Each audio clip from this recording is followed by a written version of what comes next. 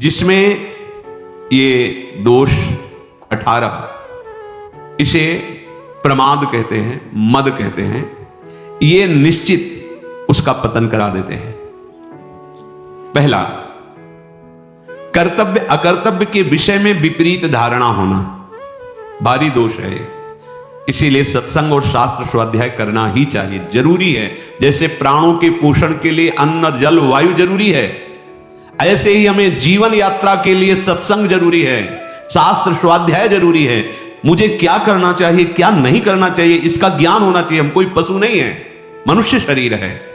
कर्तव्य अकर्तव्य के विषय में विपरीत धारणा, ये करना चाहिए ये नहीं करना चाहिए, ऐसी उसकी कोई धारणा नहीं, जो मन में आया सो कर रहे हैं। ये क्या है? प्रमादी मनुष्य का लक्षण है। अहंकारी, मद दोष से युक्त ये पतन को प्राप्त होता है, दुख को प्राप्त होता है। दूसरा, असत्य भाषण में सुख मानना। देखो, क्या झूठ बोलने के बाद आपको जलन होती है? मैंने क्यों झूठ बोला? आपका हृदय जलता है? नहीं। तो प्रमाद स्थिति है। मद रूपी दोष के ये 18 लक्षण बता रहे हैं जो नाश कराते, पतन कराते हैं। तो झूठ एक तो बोलिए मत। कहीं ऐसा अवसर हो, किसी के प्राण बच रहे हो, किसी का बहुत मंगल हो रहा हो, तो चल बोल देते हैं। व्यर्थ में केवल झूठे ही लेना, झूठे ही देना, झूठे ही भोजन, झूठ चबेना, व्यर्थ का प्रपंच। झूठ क्यों बोलते हैं? झूठ राधा राधा राधा, उचित बोलो। कई लोगों का मानना है कि झूठ के बिना व्यापार ही नहीं चलेगा। नहीं नहीं, ऐसा नहीं। आपकी मान्यता है ऐसी, लेकिन ऐसा नहीं है। आपकी मान्यता है, आपने असत को स्वीकार कर लिया, इसलिए ऐसा आपको अनुभव हो रहा है। आप सत्य पे चलिए, उचित मुनाफा लीजिए। सब कोई जानता है व्यापार मुनाफे के लिए किया जाता है, परिवार पोषण उसी से होता है। तो ऐसा नहीं कि उसमें आप झूठ बोले कि कसम से कहते हैं 120 का लाए हैं, बस आपको कोई मुनाफा नहीं, 120 का दे देंगे। घर के हो आप, ले नहीं हम 120, 110 अब इसके नीचे नहीं। अब कहां गई तुम्हारी कसम? अभी बोल लेते बेमतलब झूठ। हम कितने का लाए तुम्हें मतलब नहीं, मैं 120 का देंगे आपको, लेना ले चले जाइए। हमारी दुकान में फिक्स रेट है, अली खत्म। जब लोग जान जाएंगे कि आप सत्य से चलते हो, उचित मुनाफा लेते हो, कोई मोल भाव करने वाले की जरूरत नहीं। हाँ, थोड़ा ये बेईमानी से 150 रुपया ज्यादा आ जाएंगे तो जाके लाखों का हिसाब बना देंगे निकलने का। ये भी तो दिमाग में रखो। हाँ, वो हिसाब ऐसा बनाएंगे लाखों रुपया दवाइयों में जाएगा। होश में, अधर्म के द्वारा कमाया हुआ धन न इस लोक में सुख देता है न परलोक में। कह रहे हैं कि असत्य भाषण, झूठ बोलना। तीसरा है सबके गुणों में दोष दृष्टि देखना। जहां किसी की बड़ाई सुनी, शुरू हो गए कमी देखना। दोष है जैसे मदिरा पीना, व्यभिचार करना, जुआ खेलना, हिंसा करना, धर्म विरुद्ध आचरण करना, ये दोष है। इनको अपने अंदर से त्यागना है। दूसरा कोई हमारा मित्र है तो उसको सलाह दे देते हैं कि आज सत्संग में सुना है ऐसे ऐसे दोष नहीं करने चाहिए। पर अपनी क्या वृत्ति होती है कि जो वास्तविक प्रशंसनीय है, सद्गुणी, उनमें भी दोष दर्शन करना, कहीं ना कहीं छिद्र देखना और उसको विस्तार पूर्वक वर्णन करना। जो तीसरा ये पतन का मार्ग का दोष है, सबके गुणों में दोष निकालना। चौथा, हर समय स्त्री विषयक कामना से युक्त रहना। जिधर दृष्टि जाए, जहां भी स्त्री शरीर में, बस गलत भाव से देखना। पांचवा है सदा धनोपार्जन में ही वृत्ति लगाए रखना। धनोपार्जन के लिए शारीरिक सेवा, श्रम आवश्यक है, जो आपको मिला है, लेकिन मन रखो जहां कृपा निधाना। चित्त वृत्ति प्रभु के चरणों में लगाओ। अगर चित्त वृत्ति भी धन के चिंतन में लगी, शरीर भी धन की क्रियाओं में, तो फिर भोग बुद्धि रहेगी, योग बुद्धि तो रहेगी नहीं। तो मनुष्य जीवन का लाभ क्या मिला? और जब केवल धन चिंतन की वृत्ति आती है तो धर्म अंतर्ध्यान हो जाता है। छठवां, भोग इच्छा। रसेंद्री, जनेन्द्री, नेत्रेंद्री, श्रवणेन्द्री, घ्राणेन्द्री, इनका केवल एक ही लक्ष्य, भोगो भोगो। हम भोगों को नहीं भोग रहे, भोग हमें भोग रहे हैं। प्रतिपल हमें नष्ट करते जा रहे हैं। आयु, शक्ति, श्वास सब क्षीण हो रही, समझ में नहीं आ रहा, बस भोग चिंतन नहीं। आवश्यक भोग भोगने हैं, जल, वायु, भोजन, वस्त्र, उत्तम से उत्तम। जो धर्म विरुद्ध भोग हैं उनका त्याग, धर्मयुक्त विषयों का सेवन करते हुए प्रभु की तरफ चलना है। हमारा लक्ष्य प्रभु है। सातवां, क्रोध, हर समय गुस्सा नहीं, शांत रहो, शांत रहने का अभ्यास करो। शोक कुछ भी नष्ट हुआ, मार अंदर से टूट गए, अब क्या होगा, ऐसा नहीं। प्रभु हैं, आज असफल हुए, कलम सफल हो जाएंगे। उत्साह नहीं तोड़ना, शोकित नहीं होना। तृष्णा, जो भोग भोग चुके हैं उनकी याद में पुनः भोगों को भोगने की इच्छा। लोभ, अधिक से अधिक और भोग संग्रह हो जाए, संपत्ति हो जाए, अधिक से अधिक। चुगली करना, किसी की भी बात सुनकर किसी और को बताना, ये सब पतन के मार्ग है। दाह, किसी के सुख को देख के जलना कि क्या करूं जिससे इसका ये सुख नष्ट हो जाए, ऐसी वृत्ति होती है। ये दाह जो होती है ये बहुत डाइन स्वरूप होती है। हिंसा, किसी भी तरह से, वाणी से, शरीर से, संकल्प से किसी की हिंसा करना, दुख पहुंचाना। संताप, हर समय जलते रहना होता है। जब भगवत विमुख होता है तो हृदय जलता रहता है। शास्त्र में अविश्वास, शास्त्र की बातों में, ये जो मूढ़ पुरुष हैं, भोगी जन, संसार में आसक्त जन है, वो संत और शास्त्र वाक्यों पर अश्रद्धा करते हैं क्योंकि बुद्धि बहुत मलिन हो गई है। तो शास्त्रों में, संत वाक्यों में अरति और परम कर्तव्य की विस्मृति। परम कर्तव्य भगवत स्मरण, प्रभु को भूलाओ। ऐसा जीवन है कि लगा है अमृत तो खा के आए हैं, मरने की तो याद ही नहीं है। बस कमाना, खूब भोग भोगना, बाल बच्चे, बस इतने में सीमित है। अरे भाई, ये तो यात्रा है, लेकिन लक्ष्य कहां है, जाना कहां है तुम्हें? कुछ क्षण के लिए तुम्हें है। ऐसे ही ब्रह्मलोक से देखो तो यहां कुछ क्षण जैसा लगता है। एक बार वो महाराज रैवत, बलराम जी की प्रिया का क्या नाम था, रेवती जी, महाराज रेवत, वो ब्रह्मलोक गए कि ब्रह्मा जी से पूछ लेते, कई राजकुमार देखे थे, उन्हीं से पूछ ले तुम भाग्य में कौन सा दूल्हा लिखे हो, सीधे बता दो, हम कहां ढूंढे। वहां गए तो वहां नृत्य हो रहा था, थोड़ी देर रुके रहे। जब नृत्य आदि हुआ तो ब्रह्मा जी को प्रणाम किया, कैसे आए? बोले पुत्री ब्याह योग्य है, तो 2-4 कुल के राजकुमार देखे हैं, उनमें से कौन है आप ही बता दो, क्योंकि भाग्य रचयिता तो आप ही। तो उन्होंने नाम बताया कि अमुक अमुक राजकुमारों को। अरे बोले, पता है उनकी कुल परंपरा नष्ट हो गई। बोले क्यों? बोले जितनी देर तुम नृत्य देखे वहां न जाने कितने युग बीत गए यहाँ के, समझो। वहां थोड़ी देर सभा में नृत्य हुआ तो यहाँ युग के युग बीत गए। तुम्हारा कितना समय, 80 वर्ष, 100 वर्ष।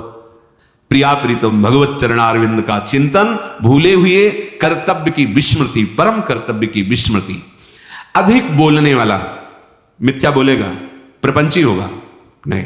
साधक अधिक बोलने वाला बकवादी नहीं होता। गंभीर मुद्रा, मौन शिखर, कभी बोला तो मीठे और धीमे स्वरों में कुछ शब्द। ये जो उद्दंडता पूर्वक वाणी को व्यर्थ करते रहते हो, साधक नहीं होते। हास परिहास और ऐसे उद्दंड नहीं, गंभीर। वो हर इंद्रिय की ऊर्जा शक्ति को संचित करते हैं और उसी के बल से विषयों पर विजय प्राप्त करके निरंतर भगवदाकार वृत्ति करते हैं। आप देखो, नेत्रेंद्रिय को बंद कर दिया गांधारी जी ने।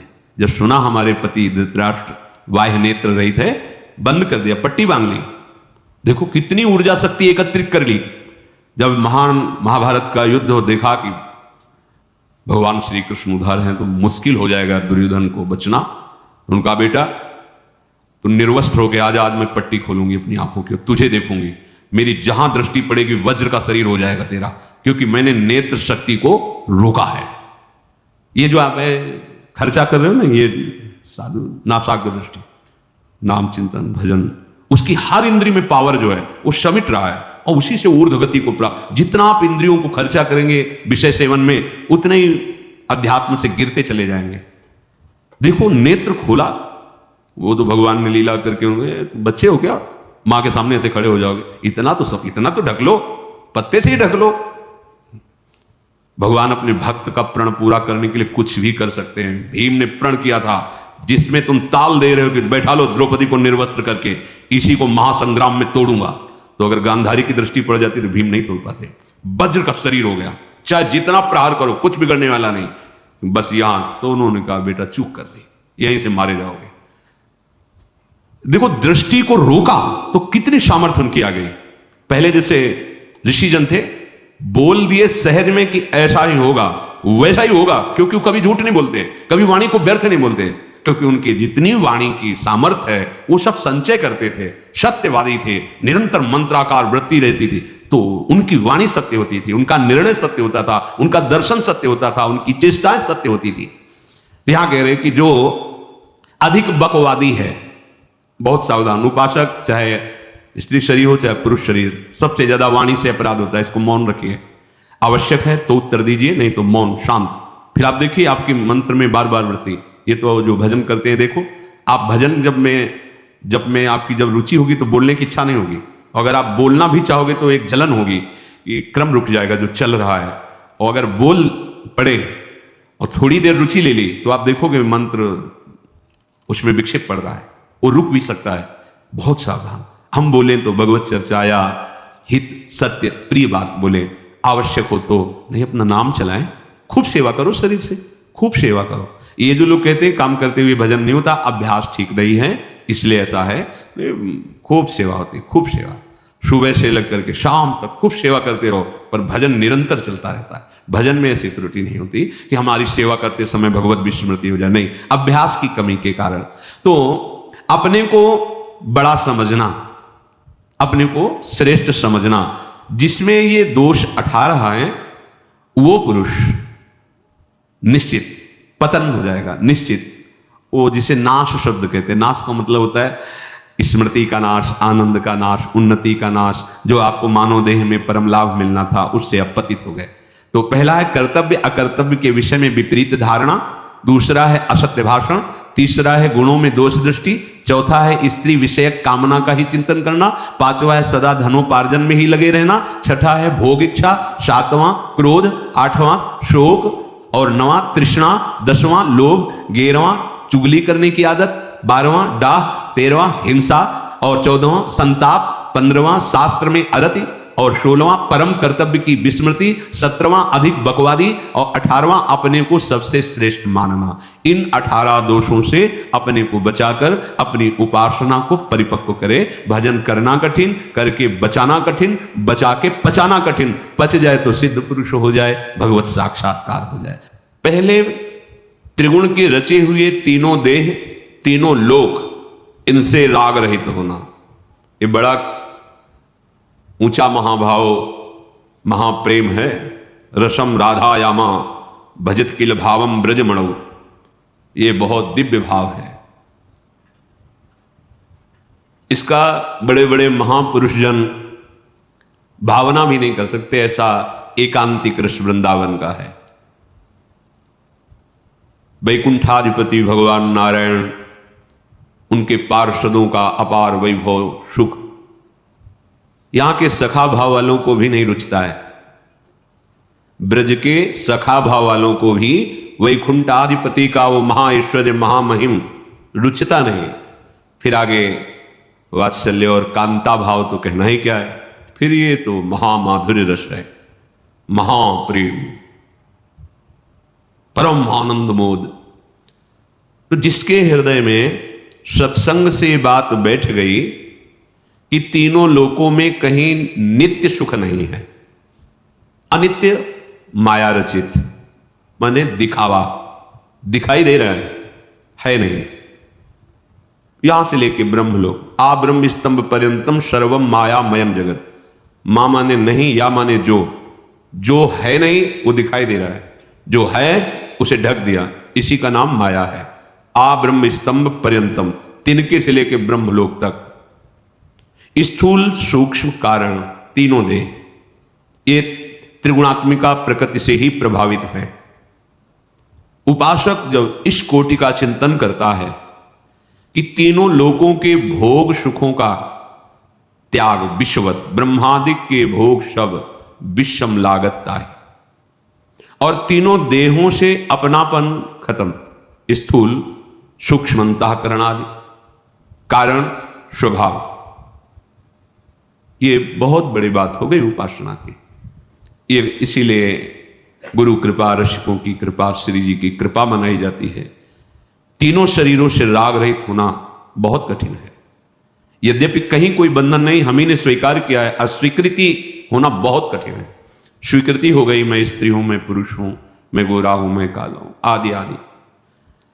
स्वीकृति हो गई मन में तदात्म, बुद्धि का निश्चय, मन का संकल्प विकल्प, चित्त का चिंतन, अहम का कर्ता भोक्ता भाव, स्वीकृति, ये मैं ही हूं, मेरा स्वभाव, ये हमारी गलत स्वीकृति हुई है, स्थूल में, सूक्ष्म में, कारण में।